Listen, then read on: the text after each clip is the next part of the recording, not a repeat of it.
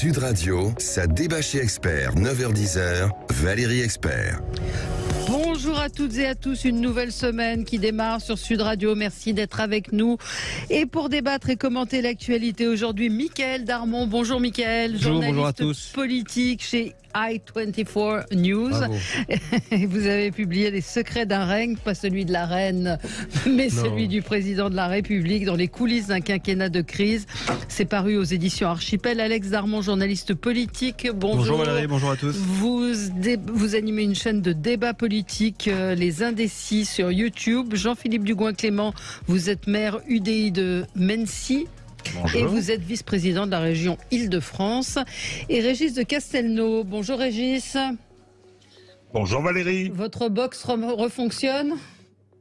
Oh là là. On vous dit tout. Effectivement, j'étais à l'épicentre du très gros orage qui a provoqué beaucoup de dégâts. Chez moi, j'ai été victime du fait je n'ai pas coupé le disjoncteur, et donc ça a foutu en l'air tous mes appareils électriques et par conséquent Internet. Voilà, c'est bien. Mais de le c'est dire parce que réparé pour l'instant, à peu près. Bon, et donc vous êtes avocat, vous tenez votre blog Vue du droit. Votre dernier livre, Une justice politique, est paru aux éditions L'Artilleur et vous êtes membre de la rédaction de Front Populaire. Alors, vos coups de cœur, vos coups de gueule vont nous faire notre menu du jour. On va parler d'Adrien Quatennens, on va parler de la reine, on va parler du foot, on va parler de beaucoup de choses, immigration. Donc, commençons peut-être avec Mickaël Darmon. C'est l'actualité, c'est aujourd'hui, donc au cas où ça aurait échappé, que se vont se dérouler les funérailles de la reine Elisabeth II. Oui, c'est encore aujourd'hui à Londres, donc depuis maintenant 10 jours. Donc c'est le point d'orgue, c'est la dernière journée, c'est tous les hommages donc des chefs d'État, puis les hommages donc des Londoniens, puis ensuite les hommages de la famille, et puis finalement ce soir le service funéraire. Donc on voit bien que c'est aussi une journée qui est un peu organisée en sorte de cercle concentrique qui se resserre autour du premier cercle et la personnalité donc aussi familiale qui était la reine. Ce qui me marque en fait avec cet événement et tous les chefs d'État qui ont réglé, on l'évoquait la semaine dernière, le problème diplomatique, le casse-tête diplomatique avec l'Assemblée Générale de l'ONU. Donc en fait, ils sont d'abord tous là, la majeure partie. Ça devait avoir lieu aujourd'hui, normalement. Oui, absolument. Ça a lieu aujourd'hui, mais ça a été réagencé pour beaucoup. C'est qu'en fait, avec les obsèques d'Elisabeth II, pour moi, c'est vraiment la fin d'un cycle historique qui se manifeste, et c'est vraiment le début du XXIe siècle. Parce que ce qui me frappe, c'est que ces jours-ci, on a eu aussi une série de rencontres qui se mettent un petit peu, je dirais, en galaxie et en interaction. L'Assemblée Générale de l'ONU, on vient d'en parler, les obsèques d'Elisabeth II, et il y a quelques jours, ce sommet, donc on peut dire des non-alignés à Samarcande, avec autour donc du président chinois, la Russie, l'Iran, l'Inde, qui représentent aussi presque maintenant plus de 40% des richesses mondiales et de la population, et des populations aussi mondiales. Et de ce point de vue-là, ils ont montré c'était aussi une autre gouvernance par rapport à un autre gouvernement, je dirais, mondial qui peut exister, d'autres puissances, d'autres logiciels économiques, et surtout la preuve qu'on n'est pas obligé d'allier maintenant de croissance et démocratie libérale comme on l'a beaucoup, bien sûr, depuis des années pensé en Occident. Donc c'est évidemment avec Elisabeth II un nouveau monde vraiment qui s'installe, et c'est le XXIe siècle qui démarre vraiment. Qui démarre avec... oui, Régis, vous n'êtes pas d'accord? Si. Je suis en désaccord sur un point. Mais l'analyse est excellente. Oui. Je pense que c'est très bien vu. Très simplement, moi, je participe à d'abord, j'ai le plus grand respect pour Elisabeth II. C'est la dimension romanesque qui est extraordinaire, qui me saute aux yeux. Je suis tenant de de la thèse selon laquelle le XXe siècle fut court. Il a commencé en août 14 et il s'est terminé avec la chute du mur de Berlin en 89. Ce qui a suivi la chute de l'Union soviétique, c'était effectivement la volonté par les États-Unis, considérant qu'ils avaient gagné la guerre froide, d'imposer effectivement un ordre international selon les règles et qui aujourd'hui est mis en cause. Réunion de Samarcande très importante. Il y a l'évolution des BRICS avec toutes les demandes d'adhésion, etc. Effectivement, on a deux modalités de la mondialisation qui sont en train de s'affronter, y compris sur le théâtre militaire en Ukraine. Le monde unipolaire voulu et souhaité par les Américains, je crois que c'est pas les insulter que de le dire, et ensuite le monde multipolaire souhaité par... Alors j'aime bien le terme de non-aligné, ça me rajeunit un peu. C'était la conférence de Bandung, c'était la fameuse conférence de Bandung. Voilà, l'arène de la fin d'une époque. Non, oui, c'est la fin d'une époque, mais je pense, sans vouloir manquer de respect à qui que ce soit sur le plateau, que je suis le plus jeune, donc peut-être que aussi indirectement peut-être le moins concerné. Moi, j'ai plutôt grandi avec effectivement les petits-enfants. Le premier souvenir que j'ai de la reine, c'était la disparition de Lady Diana en 97. Donc oui, c'est quelque chose, c'est une époque, mais pour ma génération, c'est la fin de cette époque. Elle a commencé déjà avec Nelson Mandela, il y a 7-8 ans, cette disparition qui avait franchement, pour le coup, vraiment marqué beaucoup de gens. Là aussi, ça marque beaucoup de gens, mais c'est vrai que c'est un peu long, que ces 10 jours de deuil national, dans l'opinion, en tout cas en France, j'ai l'impression que ça a un peu passé, que limite on a envie que ça se termine et que voilà, qu'il y ait enfin c'est ce que vous pensez, Jean-Philippe Dugoin-Clément. Non, sur l'analyse. Mais c'est assez étonnant. Oui, il y a l'analyse de Mickaël, l'analyse politique, mais c'est vrai que est-ce qu'on en fait pas un peu trop sur les chaînes de télévision d'une manière générale hormis l'analyse politique que je partage intégralement, on est dans un pays qui a guillotiné son roi et qui vit avec une espèce de culpabilité oedipienne et qui du coup rêve des monarchies à côté et de la monarchie anglaise. Là, ça fait 10 jours qu'on ne parle que de ça, mais enfin ça fait 10 ans qu'on a droit à l'histoire, aux frasques de la monarchie royale anglaise. On s'en nourrit, on s'en surnourrit. Très honnêtement, pour moi, ça n'a pas d'intérêt majeur. La reine n'a pas de rôle politique majeur. Le roi n'a pas de rôle politique majeur en Angleterre. C'est une puissance morale, c'est une autorité morale interne à l'Angleterre. Voilà. Je pense qu'aujourd'hui, on a peut-être des sujets en France qui sont un peu plus importants, qui sont un peu plus essentiels. Non, mais après, il y a un truc génial chez les Anglais qu'on n'a pas.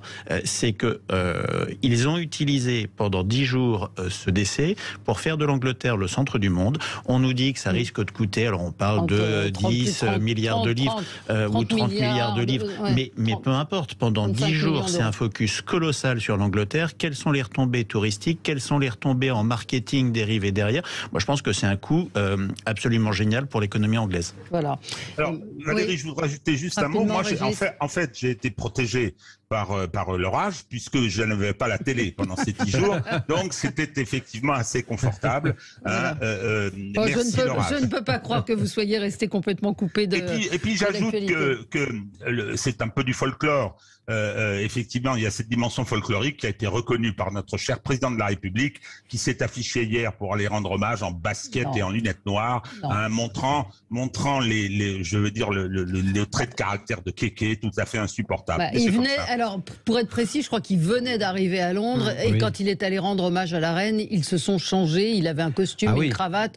Donc, je pense qu'on les a, on les a chopés à la descente du train ou de l'avion. Je ne sais pas comment ils sont allés. Officiel, très solennel. Ça va. Et d'ailleurs, effectivement, je crois qu'après Joe Biden, c'était le premier couple présidentiel à pouvoir donc rendre hommage à la reine. Et je pense qu'effectivement, vous évoquiez tout à l'heure la fin de la monarchie française, mais je pense que Emmanuel Macron, il avait en tête ce qu'il avait écrit et dit en 2015, que les Français n'avaient pas choisi de couper la tête du roi et que depuis, la figure du roi était la figure politique absente de la France, la grande absente de la France. Donc, quelque part, il sait à quel point ces points fixes que représentent les monarchies parlementaires, constitutionnelles, qui sont réduits à un pouvoir symbolique, justement parce qu'elles sont réduites à un pouvoir symbolique, elles ont une force de cohésion nationale et de possibilité de rassemblement rassemblement que l'on cherche éperdument en France autour de la République, où on a du mal à pouvoir l'incarner. Alors il y a peu d'exclus de ces funérailles. Il y a Vladimir Poutine, il y a la junte militaire birmane, il y a évidemment la Corée du Nord, mais d'autres seront là, comme le roi. Il n'y aura pas le camarade 1 ? Le camarade 1 Kim Jong-un ne sera pas présent. Non, absolument, il ne sera pas là. Et j'ai une pensée pour les femmes iraniennes. Je ne sais pas si vous avez vu ces images terribles de cette femme qui a été arrêtée par la police des mœurs. On ne sait pas très bien pourquoi, mais visiblement parce qu'elle avait une mèche qui dépassait de son voile. Foulard, ouais. Et ce sont des très nombreuses femmes qui, ce week-end, se sont coupées les cheveux et ont brûlé leur hijab. Donc, grand courage pour ces femmes iraniennes. Et puis, je pense aussi aux Afghanes. Là aussi, il n'y a pas de représentants, évidemment, des talibans aux obsèques de la reine. Les femmes afghanes qui continuent de se battre. Et je vais avoir une pensée ce matin pour elles, mais indépendamment de notre débat. On se retrouve dans un instant. On va parler d'Adrien Quatennens. On va parler de foot. À tout de suite. Sud Radio, ça débat chez Expert, 9h-10h, Valérie Expert. Nous commentons l'actualité avec vous sur Sud Radio, avec Mickaël Darmon, Jean-Philippe Dugouin-Clément, Régis de Castelnau et Alex Darmon. C'est le premier ministre canadien Trudeau qui était le premier à rendre hommage. C'est Stéphane qui nous dit cela. Il nous dit également que Monsieur 1 est représenté par son ambassadeur, cher Régis, puisque ça vous préoccupait. Alex, vous vouliez revenir aussi sur l'actualité de ce week-end, Alex Darmon, à propos du foot, où il se passe quand même pas mal de choses, et en particulier l'affaire Pogba. Ouais, c'est pas des jolies choses. Ouais. D'ailleurs, on a appris ce week-end, hier soir, on apprend que Paul Pogba est mis sous protection policière en Italie. Alors c'est une protection policière, qui est valable pour toute l'Europe quand il se déplacera. Il y a lui, il y a sa maman, il y a son agent. On a appris vendredi soir que son frère avait été mis en garde à vue, avait dormi en prison. Donc ça prend des proportions, cette histoire assez hallucinante, mais ça remet aussi en question beaucoup de choses, et notamment la première, celle dont on parle depuis quelques semaines, c'est l'entourage des footballeurs. Ouais. C'est comment ils sont accompagnés au plus haut niveau, et comment après ils sont drivés sur le terrain et en dehors du terrain. Là, c'est quand même une histoire qui est intrafamiliale. Il y a plein de bruits qui circulent, comme quoi la mère aurait eu aussi un rôle, malheureusement. Je ne sais pas si vous aviez lu cette interview du président de Tours, qui vous racontait que c'était vraiment la mère qui était la responsable de toute cette histoire. Et donc, ça remet en question, en équipe de France, à 2 mois de la Coupe du Monde au Qatar, et d'une grande compétition, de la plus grande compétition mondiale de football, ça remet quand même en question la formation française. Quand vous voyez aussi les scandales qu'il y a à la Fédération française de football avec Noël Le Graët, honnêtement, sportivement, je pense qu'ils partent pas dans les meilleures conditions. Je sais que les présents sur le plateau aujourd'hui aiment le foot, donc sportivement, je pense qu'ils ne partent pas dans les meilleures conditions, premièrement.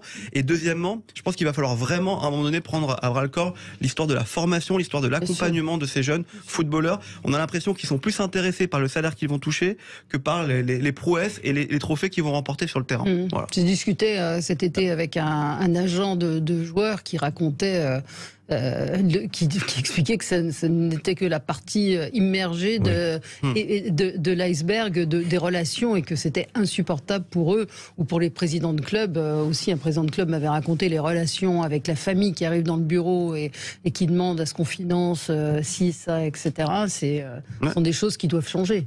Mickaël, oui, mais c'est, je dirais, c'est une mutation avec des méthodes contemporaines, de méthodes et de propos qui existent déjà depuis longtemps à l'intérieur du football français. Ouais. Tous les grands clubs savent qu'effectivement, il y a toujours des entourages, comme on appelle pudiquement, qui sont très présents. Alors aujourd'hui, c'était les familles. À d'autres périodes, c'était aussi plutôt le milieu qui prenait en charge des joueurs. Moi, j'ai des exemples de personnalités, on va dire entre guillemets, qui rentraient dans des bureaux d'entraîneurs de grands clubs avec presque le pistolet sur la tempe, en exigeant sur la feuille de match de mettre son poulain dépendamment de ses qualités sportives, et souvent parfois inversement proportionnelles. Donc de ce point de vue-là, je dirais rien de nouveau sous le soleil de ce football qui traverse effectivement, comme vient de le dire Alex Darmon, une passe difficile, si je puis dire, puisque il y a effectivement les problèmes de la fédération, il y a les problèmes autour de la famille Pogba, il y a aussi l'histoire des femmes au sein du PSG. Donc voilà, puisque supposément les femmes agissent différemment dans le football français, ben là on a un bon contre-exemple.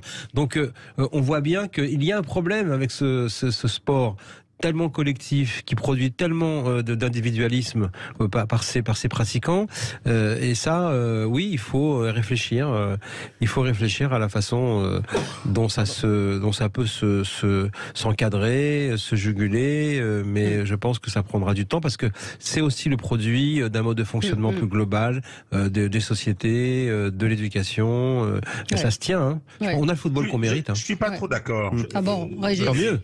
Je suis pas trop d'accord parce que avec Michael, parce que je crois que c'est d'abord et avant tout le problème du sport business, du foot. C'est les sommes considérables qu'il y a dans le parce que c'est une économie totale dans laquelle les artistes, parce que ce sont des artistes, hein, je suis très amateur de football, effectivement, arrivent très jeunes, de milieux souvent modestes, hein, c'est un sport très populaire, le football, et donc c'est le puits de pétrole pour la famille, pour l'entourage, etc. Hein. Je pense pas que ce soit aujourd'hui tellement un problème d'éducation. Très souvent, ils sortent de centres de formation qui sont plutôt bien faits. C'est le problème de l'encadrement. Une fois qu'ils deviennent professionnels, moi j'ai eu l'occasion effectivement de traiter quelques affaires de ce type. C'est dur pour eux. Il faut les protéger, je pense, parce que il faut avoir des nerfs quand même. Vous arrivez à 20 ans, vous vous retrouvez à gagner des sommes folles. Vous savez pourquoi N'Golo Kanté, le merveilleux N'Golo Kanté, a pas voulu revenir jouer en France? C'était pour se protéger. C'était pour se protéger en Angleterre parce que c'était plus facile pour lui, protéger il l'a pas dit, mais je suppose de la famille, du milieu, compte tenu des origines africaines, du village, etc. Donc je pense que c'est un problème, tout ça est triste, c'est un problème d'encadrement. Je crois que ces jeunes, il faut les protéger. Moi, je suis assez d'accord avec Régis. Il y a eu une explosion du foot business.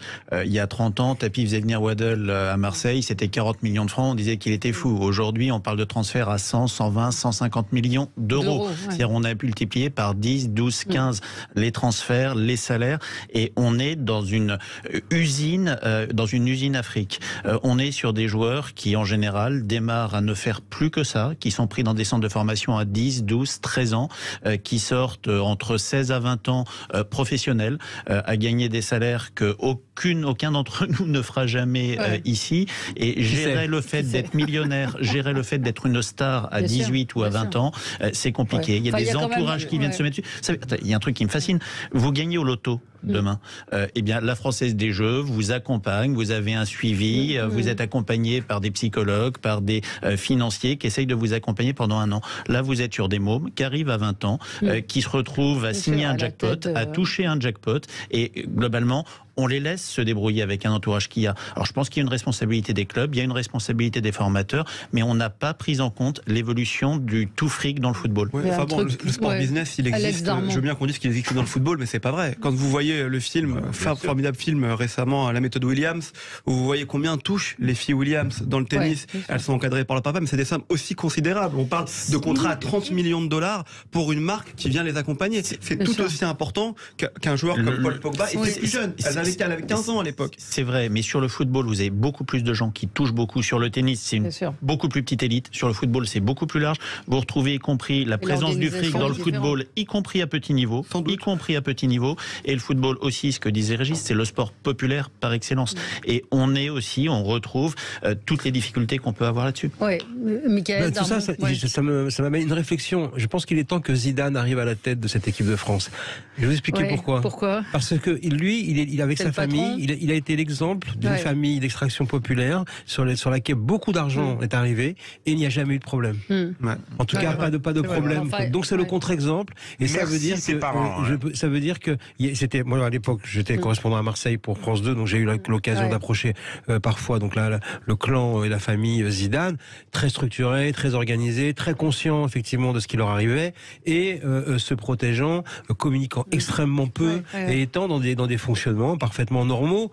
Bon, c'est vrai que là, on s'épanche sur le malheur d'être riche, mais c'est vrai qu'il faut aussi être capable de l'encadrer. Et je pense que lui, il a su traverser cela. Et quelque part, il y aurait aussi une démarche exemplaire pour pouvoir diriger le 11 français. Bon, oui.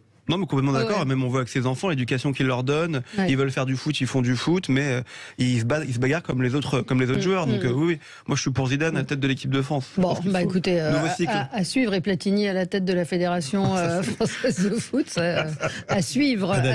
À suivre. On va peut-être marquer une pause tout de suite, comme ça on pourra aborder les sujets politiques maintenant. Quel avenir pour Adrien Quatennens et puis la proposition d'Emmanuel Macron de répartir les migrants dans les zones rurales. À tout de suite. Sud Radio, ça débat chez Expert, 9h-10h, Valérie Expert. Avec vous sur Sud Radio jusqu'à 10h, l'émission Média ensuite. Alors, c'est Régis qui voulait revenir sur l'affaire Quatennens. Alors, qu'en pensez-vous? Que pensez-vous de cette affaire, Régis? Alors, d'abord, Alors on va rappeler le contexte. Il est en plein divorce. Sa femme a déposé une main courante en disant qu'elle ne voulait pas que ça sorte dans la presse. C'est sorti dans la presse. Il a publié ce week-end un communiqué dans lequel il reconnaît l'avoir giflé. Il reconnaît dans un deuxième épisode lui avoir tenu le poignet et lui avoir arraché son portable. Donc il reconnaît et il se met en retrait. Alors voilà le contexte.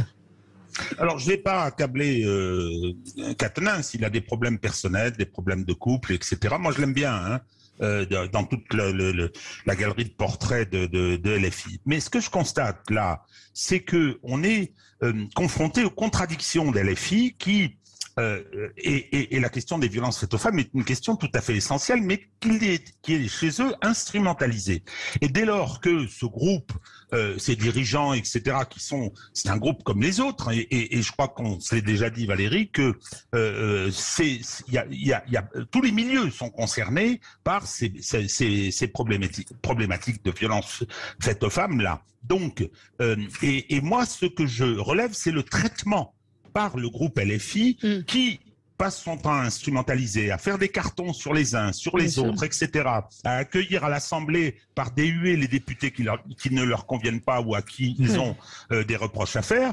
Je constate que dès lors que ça les concerne, il y a un traitement qui vise à régler ça en famille et surtout qu'on n'en parle pas parce que elle ne voulait pas que ce soit médiatisé. Moi, je veux bien, mais dès lors qu'il s'agit de violation du secret de l'instruction, du secret de l'enquête, dans tout un tas d'autres affaires, ça ne les gêne pas. Ils se précipitent dessus si ça concerne leurs adversaires politiques.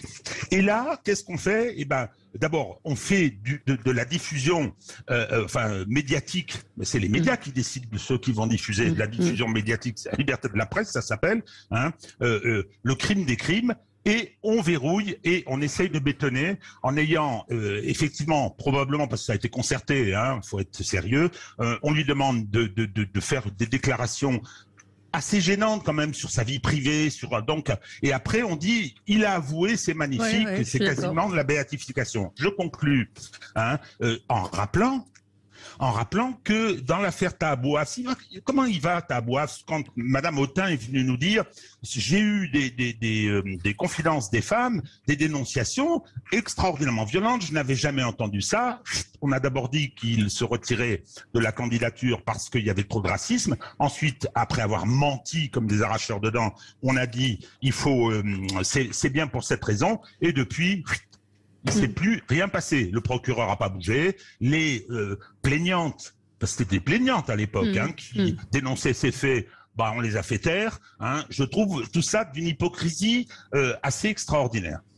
Avec la déclaration de Mathilde Panot ce week-end, formidable, qui dit on ne respecte pas la parole des femmes quand elles veulent porter plainte, elles ne sont pas prises en charge. Quand Céline Quatennens refuse de médiatiser sa main courante, ça n'est pas respecté. Formidable. Ils font des acrobaties, des cascades pour essayer de dire. Je crois que c'est Obono qui dit c'est pas un saint, mais c'est pas un salaud. Enfin.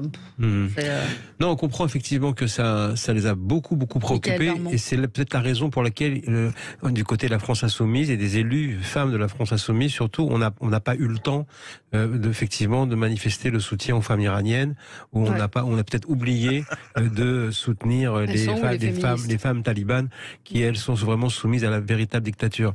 Ce qui est intéressant, c'est que très régulièrement, d'affaire en affaire, la France Insoumise rappelle sa transparence totale vis-à-vis de ce sujet des violences conjugales, et met en avant une transparence, alors que c'est la formation politique la moins transparente peut-être qui existe en ce moment sur la place politique, à tel point que c'est d'ailleurs Clémentine Autain qui a fait tout le débat tout l'été dans sa propre formation, en mettant sur la table les problèmes d'opacité, de lieu de décision politique, de mode de fonctionnement, parce qu'elle voit bien qu'au-delà de la première euphorie NUP, il y a un problème de pérennité.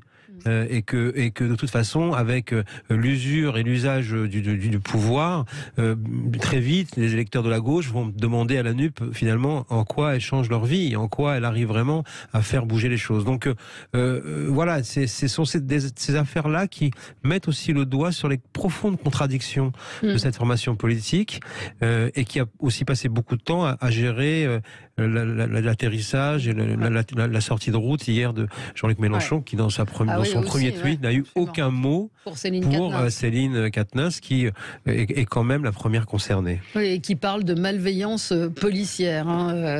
Donc c'est un petit peu ce que disait Régis. Faut peut-être pas trop leur demander aux policiers qu'on accuse de tuer tous les jours, et qui ensuite, quand ils voient passer ça, avec gourmandise, c'était du caviar. Naturellement, ça a été publié derrière. Je n'approuve pas. Je suis pour le secret de l'enquête, mais je veux dire, faut pas rêver quand même. Oui. Jean-Baptiste Ducoing-Clément. Non, moi je suis assez mal à l'aise avec ça, parce que on est sur des éléments de vie privée, bien ou mal, et en fait c'est une politisation de la vie privée. On rentre dans l'intime des gens avec un déballage absolument total. Moi j'ai une pensée pour sa femme déjà, parce qu'effectivement elle avait souhaité que ça ne paraisse pas. Bon bah là pour le coup, malheureusement c'est sur la place publique. Effectivement, Mélenchon en profite pour en mettre une louche sur la police, d'aller attaquer la police, très bien. Enfin, demander le secret d'instruction à la police quand LFI quotidiennement tape sur les flics, casse du flic, explique que les policiers sont des assassins, c'est un petit peu compliqué. Non, au-delà de ça, je trouve... On est sur le paradoxe de la France insoumise. C'est de vouloir constamment juger les gens, mettre en cause les gens sur ce qu'ils sont, et de se retrouver un petit peu pompier pyromane ou dans la même situation. Voilà. Bon, alors après, Adrien Quatennens, je pense qu'il va gérer ça avec son parti politique. C'est quelqu'un qui est brillant, c'est quelqu'un qui est jeune, et je pense que LFI ne va pas aller couper le cou à une de ses pousses les plus prometteuses. Non, mais ce qui est gênant, c'est le deux poids deux mesures. C'est-à-dire Hurlant, alors c'est pas du tout le même délit, mais Hurlant abat de démission, parlant des violences faites aux femmes, lui-même Quatennens avait dit les mains courantes ne sont pas suffisamment suivies. Donc il y a deux choses. Pour moi, il y a deux choses dans cette histoire. Il y a d'abord la situation d'Adrien Quatennens à titre personnel, politique, où moi, quoi qu'on en dise, je trouve qu'hier, il en sort renforcé de sa communication politique. Il se laisse pas dicter le tempo par les médias. Il publie lui les faits pour lesquels on lui reproche, sa femme lui reproche la main courante. Donc pour moi, il s'en sort renforcé dans sa communication politique. Et puis après, ça n'excuse en rien ce qu'il a fait. Attention, et c'est quand même, j'ai une pensée pour sa femme et pour le coup, parce que ça pas des moments faciles. Mais après, il y a la communication et puis il y a la situation politique du parti.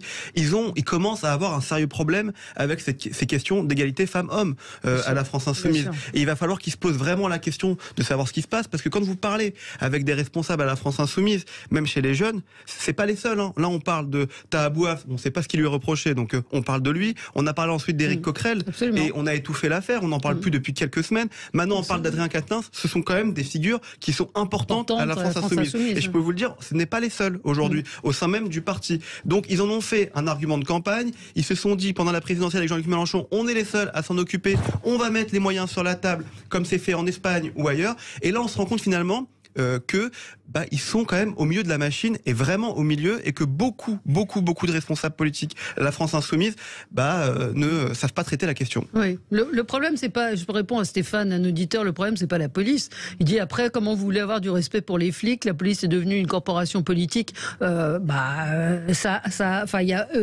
ne concerne pas que la France insoumise. Les fuites, le secret de l'instruction, il est assez peu respecté. Et le secret de la main courante n'a jamais existé. N'a jamais existé. Donc, de toute façon. Franchement, faut quand même rappeler, en termes de fonctionnement du métier, c'est la tournée de base de n'importe quel journaliste de faits divers qui fait la tournée des commissariats, comme on appelait à l'époque, pour pouvoir savoir quelles sont les affaires, et quelqu'un fait son travail et entretient des contacts. Personne ne peut lui reprocher. C'est aussi la démocratie. Ce qui est intéressant et le problème, ce n'est pas la police, Stéphane. Le problème dans cette histoire, ce sont les violences conjugales. Bien entendu. Mais surtout, en fait, paradoxalement, cette affaire, elle montre à quel point, effectivement, des personnalités comme Adrien Quatennens, qui, c'est effectivement, pour l'avoir rencontré souvent, est quelqu'un qui ne cache pas son envie de participer un jour au pouvoir, de se rapprocher d'une formation avec une culture de gouvernement, et le chemin est long, il est jeune. Donc en fait, c'est un peu son entrée dans l'atmosphère, avec cette formation politique qui arrive à l'Assemblée, qui est de plus en plus exposée, qui est sortie d'une logique, en tout cas, d'une exposition médiatique récurrente ou plus épisodique durant des campagnes, et maintenant ils sont observés tout le temps, et ils s'aperçoivent ce que ça signifie également, et que pour un leader politique aujourd'hui, la mutation de la société, la fusion publique-privée est patente. Il n'y a pas de vie privée lorsqu'on prétend aujourd'hui être dirigeant public. On peut le regretter, on peut dire c'est une transformation à la scandinave ou au puritanisme anglo-saxon, mais c'est un fait, c'est aussi une des conséquences de ce puissant mouvement MeToo, qui aurait été un des mouvements du siècle et qui change l'époque. Bien sûr. Oui, Jean-Philippe, du coup, Clément. Il y a vraiment, je trouve, un mouvement qui est assez malsain, puis on peut le regretter ou pas, de fusion vie privée, vie publique, et qui a été quand même, si on regarde bien, poussé par LFI, par une partie de la gauche. C'est quelque chose qui a été extrêmement instrumentalisé pour aller là-dessus. Enfin, tout le monde l'a fait. Souvenez-vous de les mises en scène du couple Sarkozy, qui a transformé en stratégie politique une intimité. Donc tout le monde l'a fait. Mais comme le président actuel de la République l'a fait, il y a une mise en scène de la vie privée, effectivement, qui est de plus en plus forte. Le fait d'aller juger les gens sur leur vie privée, juger les gens sur leur vie privée, c'est quelque chose qui a été exacerbé, qui a été aggravé ces dernières années. C'est quelque chose sur lequel des mouvements comme LFI ou ELV ont poussé extrêmement fortement. Je ne vais pas revenir sur les polémiques qui étaient faites auprès de Darmanin, auprès d'un certain nombre de responsables politiques qui n'étaient pas de leur famille politique, avec des attaques d'une violence absolument dingue. Et je pense qu'on a mis le doigt dans un engrenage qui est dangereux. Au fond, Adrien Quatennens, est-ce que c'est quelqu'un de bien ou pas? Est-ce que sa vie privée est bien ou pas? Je n'en sais rien. Moi, je suis pas juge, je suis pas magistrat. Très bien, il y a une main courante, il y aura une enquête qui sera mise. Voilà. Mais aujourd'hui, on juge quelqu'un sur sa vie privée, et on est sur un étalement de la vie privée. On est sur une gestion politique de la vie privée. Aujourd'hui, LFI a dû regarder avec lui, effectivement, comment communiquer sur sa vie privée, comment faire un beau communiqué de presse avec X éléments de langage. Mais on ne gère plus de la politique. C'est quoi le projet politique là-dedans? C'est quoi le projet de la LFI pour le pays? La LFI qui se revendique avec la NUP, premier parti d'opposition, 150 députés, c'est quoi leur projet pour le pays? Aujourd'hui, on ne parle plus de ça, on parle de la vie privée d'Adrien Quatennens. Et on est dans un débat, on est dans une déviance totale du débat politique. On ne parle plus du fond, on parle de la vie privée des gens. Qu'elle soit bonne ou mauvaise, c'est pas la question. Bon, on ne parle pas que de ça non plus. On parle pas que de ça non plus. Mais beaucoup. Je voudrais faire une petite observation juridique. Excusez-moi. Hier, je répondais sur les réseaux à quelqu'un qui disait l'affaire Quatennens, c'est un problème de vie privée. Non, c'est pas qu'un problème de vie privée. Hein. Une main courante, c'est pas une plainte, je suis d'accord. Hein, c'est un témoignage ayant date certaine. On prend date. Hein, on dit voilà ce qui s'est passé à ce moment-là. Bien. Si les forces de police constatent qu'il y a probablement un délit pénal, ça doit être transmis au parquet. Et puis, excusez-moi, il y a eu, semble-t-il, des violences. Il y a aujourd'hui une gifle qui est reconnue. C'est certes une violence légère, mais c'est le code pénal. Là, on sort de la vie privée. On sort de la vie privée. Et quelquefois, justement, moi, je suis entièrement d'accord. La pudeur est quelque chose d'important. J'étais mal à l'aise avec la lecture du communiqué, du dernier texte, du dernier communiqué de Quatennens. Mais certes, les frontières ont été abolies et je le regrette. Mais il n'empêche quand même que là, c'est autre chose. Et c'est exacerbé par le fait qu'ils sont en permanence en train de donner des leçons de morale. Nous sommes le camp du bien, on vous donne des leçons de maintien et on s'appelloit que non seulement vous êtes comme les autres, mais peut-être pire. Parce que c'est les modes de fonctionnement claniques, etc. qu'on connaît. Non, mais l'engrenage dans duquel vous parlez, monsieur Dugouin-Clément, je suis d'accord avec vous, mais depuis tout à l'heure, on parle d'une chose, c'est les réseaux. Tout va maintenant beaucoup plus vite, on le dit à chaque fois, mais c'est la vérité. Là, on parle du mouvement MeToo, il est né sur les réseaux sociaux. On parle du communiqué de presse d'hier d'Adrien Quatennens, il a été publié sur les réseaux sociaux. Les photos qu'on voit, souvent, les unes de journaux, elles sont publiées en priorité et d'abord la veille de la sortie papier sur les réseaux sociaux. En fait, les réseaux sociaux ont amené une nouvelle façon de penser, une nouvelle époque et une nouvelle méthode. Donc maintenant, quand vous voulez faire, et c'est ce que disait Michaël Darmon, c'est vrai, quand vous voulez être responsable politique, c'est comme ça, il n'y a plus de frontières. Ouais. Vous devez surveiller votre vie privée et faire attention à vos moindres faits et gestes. C'est comme ça. Ouais. Les réseaux sociaux sont toujours à vos côtés quand vous marchez dans la rue. Bien sûr. Et c'est le Canard enchaîné qui a révélé cette affaire. Donc c'est bien un journaliste qui a eu l'information de ce qui se passait chez Adrien Quatennens. On marque une petite pause. Il est 9h43 sur Sud Radio et on se retrouve pour évoquer donc cette proposition du président de la République de répartir les migrants dans les zones rurales. 9h-10h, Valérie Expert. Et nous commentons l'actualité avec Michaël Darmon, Jean-Philippe Dugouin-Clément, Régis de Castelnau et Alex Darmon. Alors Jean-Philippe Dugouin-Clément, votre coup de gueule concerne la proposition d'Emmanuel Macron de répartir les migrants en zone rurale. Oui, j'ai entendu ça à la fin de la semaine dernière. C'est une proposition totalement baroque qui, je pense, dans son esprit, part d'un bon sentiment. C'est de se dire, il y a des secteurs, on perd de la population, la démographie diminue, on ferme des classes, on ferme des écoles, il y a de l'immigration, on va envoyer les gens là-bas. Je pense que c'est une méconnaissance, pour ne pas dire un mépris total des zones rurales. On est dans un pays où depuis 20 ans, 30 ans, 40 ans, il y a des territoires abandonnés de la République. Ces territoires abandonnés de la République, c'est pas uniquement les cités ou les quartiers pour lesquels on a fait la politique de la ville, c'est la ruralité, on le retrouve dans les régions de France, on le retrouve en grande couronne francilienne. C'est des secteurs qui depuis 40 ans n'ont plus d'investissement. C'est des secteurs où on ferme des postes, c'est des secteurs où on ferme des écoles, où on ferme des gendarmeries, on ferme des trésoreries, on ferme des services publics depuis des années. C'est des secteurs aujourd'hui où on voit la carte électorale qui est celle de l'abstention, qui est celle de la montée des extrêmes, que ce soit le Front National ou LFI, en fonction des sociologies de ces territoires, et on va expliquer à ces territoires qui depuis 30 ans vivent comme étant quasiment des Français de seconde zone, qui ont le droit de payer des impôts mais qui n'ont plus le droit de bénéficier de la République et des services publics de la République, que à défaut d'aller venir réimplanter des services publics, à défaut de créer une politique de la ruralité, on va en faire des territoires d'accueil d'immigration. Moi je pense que c'est une folie, c'est créer un appel d'air total pour le Rassemblement national, et d'ailleurs c'est pas un hasard si Marine Le Pen et les réseaux de la fachosphère ont boudi dessus en ressortant le spectre du grand remplacement.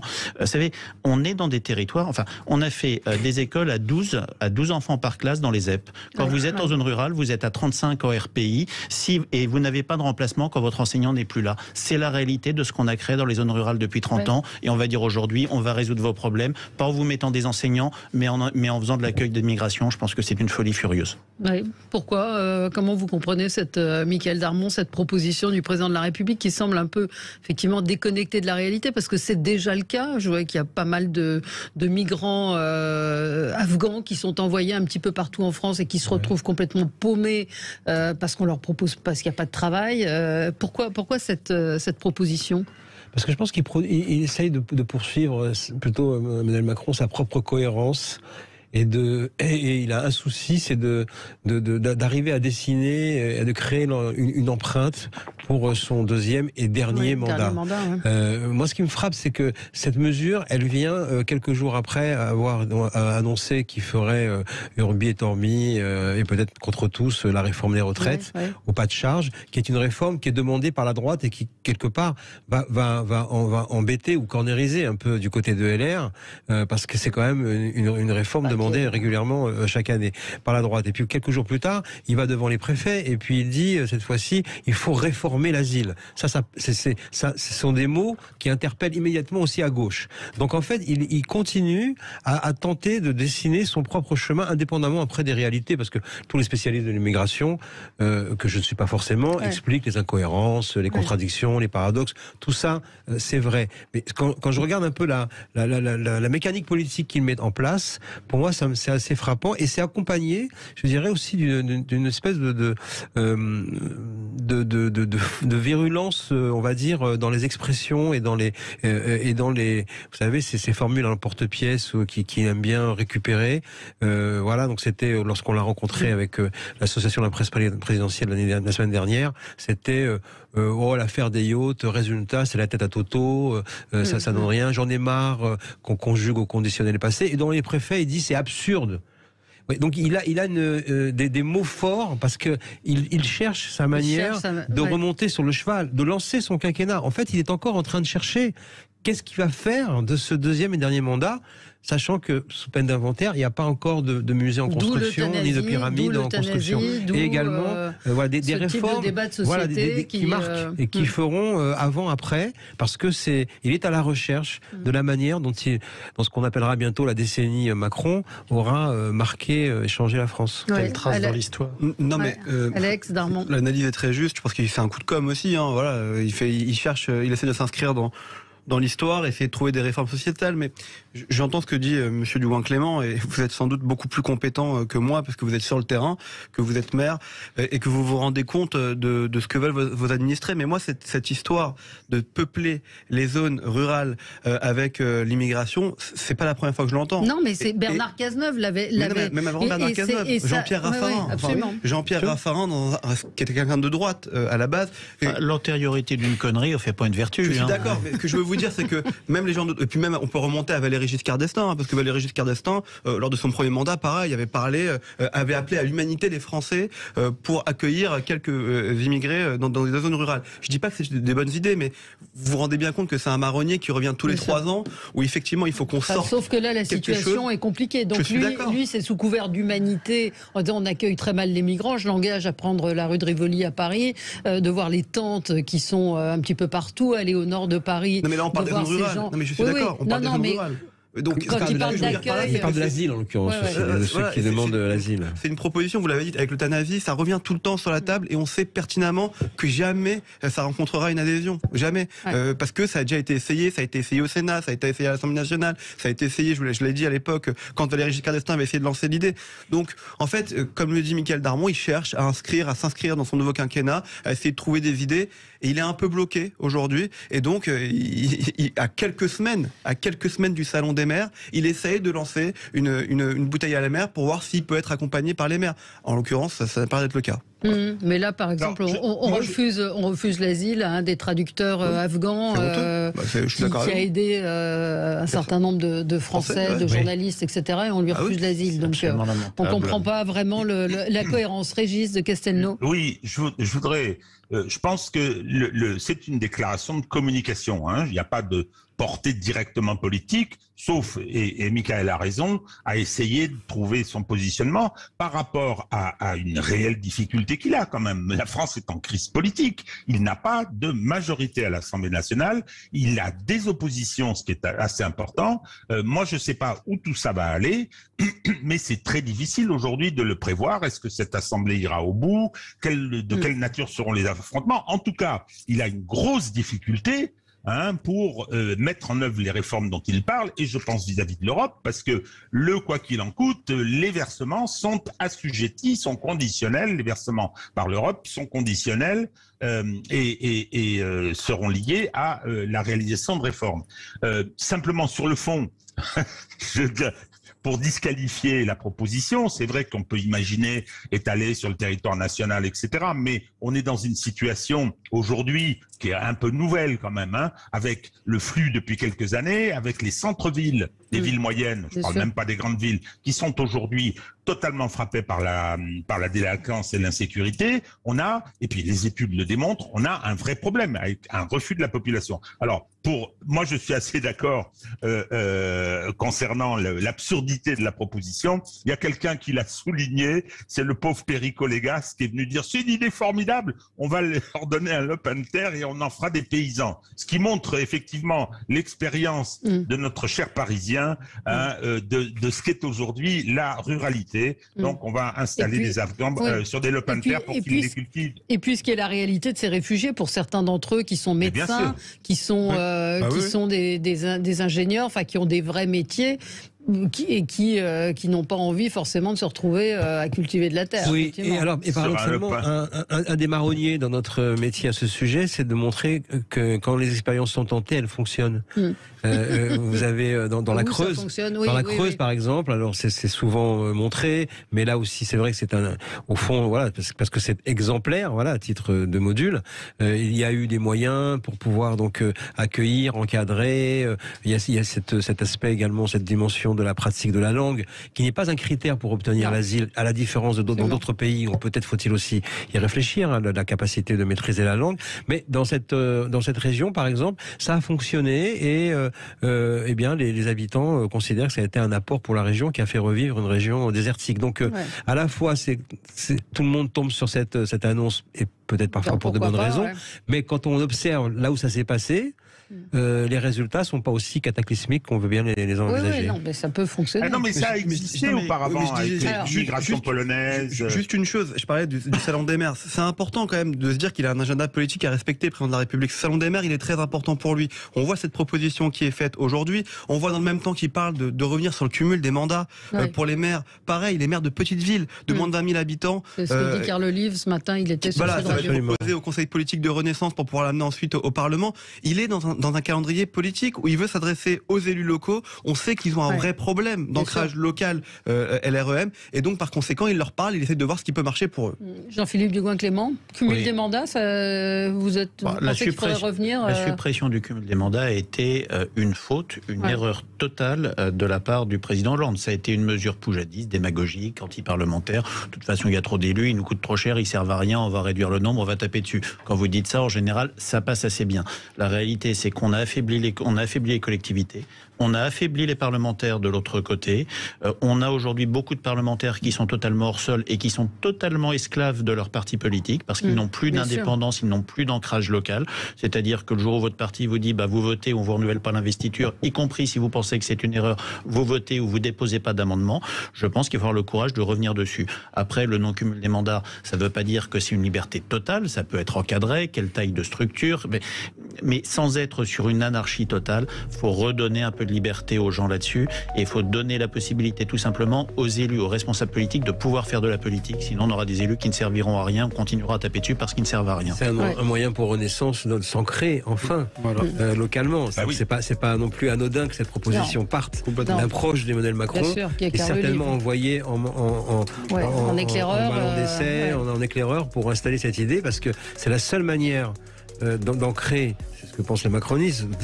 de s'ancrer sur les territoires, c'est de faire un vrai parti et d'avoir des élus locaux de la première base, c'est-à-dire les maires. Rien n'est jamais gratuit. Mesure anti-Playmobil. Merci à tous les quatre. On se retrouve nous dans un instant avec Jean-Christophe Granger pour parler des rivières pourpres. À tout de suite.